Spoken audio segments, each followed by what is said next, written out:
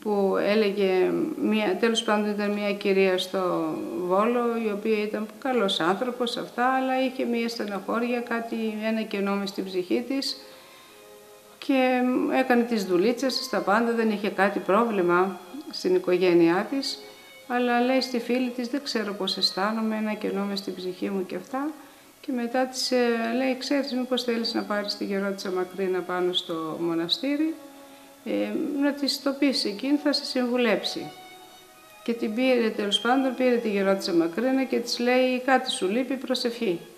Θα λες όλη την ημέρα που θα κάνεις δουλίτσες, θα σκουπίζεις, θα μαγειρεύεις, οτιδήποτε, θα λες, Κύριε Σου Χριστέ, ελέησόν με, Κύριε Σου Χριστέ, ελέησόν με.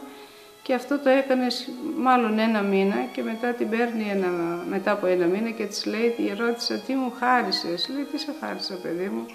Τι ήταν αυτό, η προσευχή ήρθε στην καρδιά μου, αισθάνθηκα τέτοια χαρά, το στόμα μου να είναι τόσο γλυκό. Τι χαρά είναι αυτή, δηλαδή πετάω και στις δουλειές μου και παντού και θέλω να λέω συνέχεια την ευχή.